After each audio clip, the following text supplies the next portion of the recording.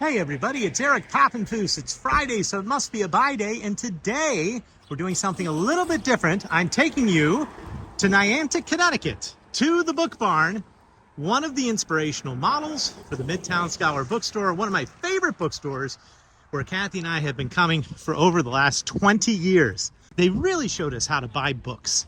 And as we come in, the first thing you're gonna see is you're gonna see a variety of carts and other things that are used for book buying. So people will pull up, they'll park in the lot, they'll get a number, they'll bring their books over to the book buying area here.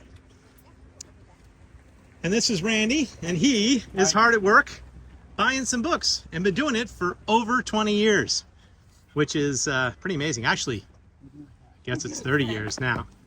We'll let him do that for 1 second, then we're gonna ask him a couple questions. But you can see that they get processed and then they go into one of a variety of new arrival areas and then up into the main barn.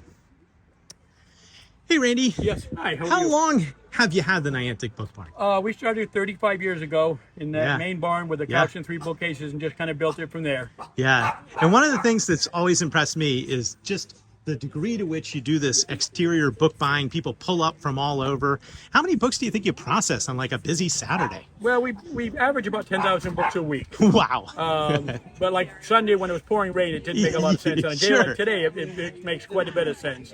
So we never know what's going to show up, which is really kind of the fun. Yeah, and that's great. Yeah. And you've got a great team and everybody's working hard. Yep. After you process the books initially, where do they go? We have a section for the downtown and Chapter 3 stores. They go over there and then eventually get shipped to the appropriate places. And then after that, they get sent to the new arrivals in each area. You know, history down in the basement, teen upstairs. And then we just have a large collection of new arrival bookshelves because we never get caught up. Yeah. And what's one of the more interesting books to come in over the years, to book buying? Well, we had a first edition Rousseau and another Hume, things like Wow. that comes in. But you got to look at 20 million books before you get to that point. It just Well, it doesn't 10,000 happen. books a week, that adds up quickly. It does add up really quick. I know I've handled millions and millions of books over the years. So Well, it's so good to see. I'm glad Same you're here. doing well, and I've loved coming. All I'm going to right. go up to the main barn now. Thank fun. you. All right, we go up these stairs. We pass the new arrivals, and we head up to the main barn. One of the great aspects of the bookstore is that there's so many places to go. And we're coming in, and we're going to say hi to Katie, who is checking somebody out. I won't get them on camera, unless you guys want to be on camera, but you don't mind. What'd you buy? I got Fight Club. I got Nice. Homesick for a New Land from an author I've been. Can I see your Niantic Book Barn bag? Does that give you a discount on all things? That's great, with the cat. Thank you. Thanks for sharing that. Hey, Katie, how long have you worked here? This is my second summer that I've worked here. Good. And what's like one of the more interesting things you've sold? I think that has to be a signed first edition of Ender's Game by Orson Scott Card. Oh, that's cool. I think that was $150 or $200, and that was nice. one of the coolest ones that I've seen around. Do you participate in the book buying too, or just do the cashier work? I have not been trained as a buyer. Okay. So I primarily work as somebody who runs the books around the property and as a cashier. How many books do you think there are all told around here? Somewhere in the hundreds of thousands. I would honestly take a gander at 1 million. Okay, all right. Well, I don't You blame are you. all set It's there. absolutely amazing. Yeah. And do you have a favorite section? Where do you like to discover and browse? My area of interest is the young adult and teen section. Okay, sure. I have started going Those a are lot more growing into for the us too. sci-fi and fantasy section. Yeah, those are, you haven't mentioned, but you have several, not only are there innumerable outbuildings here on the property, but you have several other bookstores, one in the downtown and one sort of nearby. That's it's pretty amazing. And they have different genre specialties. Yeah, so we do get a lot of people asking if we have the same things at each store, and no. we have genres that stay in their store and in their section, and and then we have a map that we give people That's so that great. they know where they're going. All right. Well, I'm going to the Mystery Barn next. So thank you very much. Fun. We're going to go out this door. And you got to like the fact that down there you have new arrival sheds. You have an entire shed of dollar books, which is exciting. You have a play area for the kids. You have pets and cats and all sorts of things. We're going down a path. We have the last page area and we have the novel area, but we're going to the fiction haunted bookshelf, which is right along this way, one of our favorites, by the new arrival shed. So you can literally come here and spend all day here.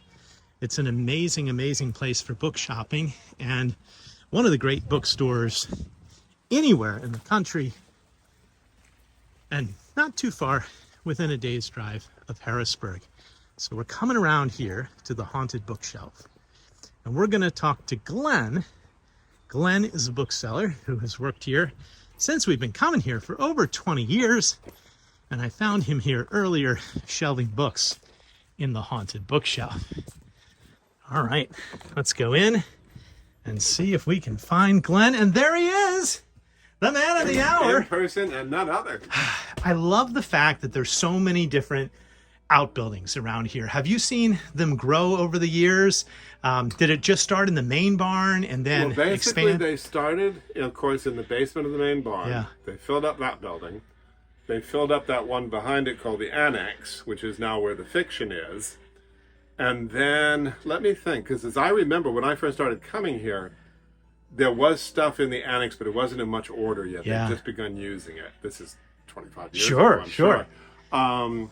And then they filled up, I don't know whether they started in this building. They used to use the upstairs here, but because it's not handicapped accessible, they stopped. Uh-huh. Then they sort of slung together that thing called the last page. Uh-huh.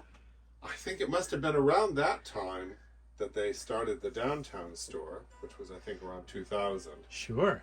And then, of course, we ended up with chapter 3 as well. Yes. So, yeah, like Topsy, it just growed.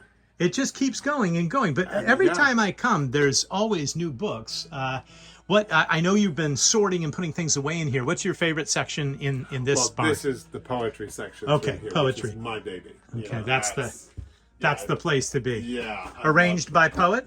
Well, in this case, there's several shelves of criticism, which is called Not Poetry, But About It.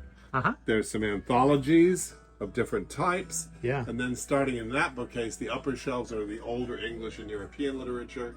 And then the rest of it is alphabetical by author. Wow. And it never fails to amaze me and delight me how much poetry we go through. That's fantastic. What's probably the most interesting book that you've sold or that's passed through your hands here at the Niantic Well, Book Barn? a few years ago, of course, people always bring us stuff and say, oh, I've got old books. Yeah. And Randy will explain to them very nicely that in the book trade, an old book is a previous, I think I just destroyed our stock, is previous to 1800. Yeah. So he signed to this one woman one time, and she just said very bluntly, oh, I've got stuff like that. Ooh. And she brought us 17th and even 16th century books. Wow. It was incredibly valuable stuff. Randy said, I can't pay you what these are worth. Wow. And he paid her whatever bundle he had in the bank. Yeah. And I mean, there was a first edition Hume, a first edition Rousseau, 2 different first editions of a prose work by Milton, one in English, one in Latin. Oh my. Just phenomenal stuff. Yeah, well, that's incredible. And he said, you guys process 10,000 books a week. So yeah, it's going to be an absolutely. amazing assortment of things that comes in. Absolutely. What's your favorite aspect of working in a used bookstore? Well, for one thing, you see every topic imaginable and some you would never have thought of. A whole agree. book on, sanitary conditions in the 18th century Royal Navy, things like that. Yeah. Every day. Because, Randy and Chuck and I figured out that between us, we've probably been booksellers for 140 years, probably. Wonderful. It's just wonderful. Every day, every week, things come through and you look at it as, what the hell is that? Where did that come from?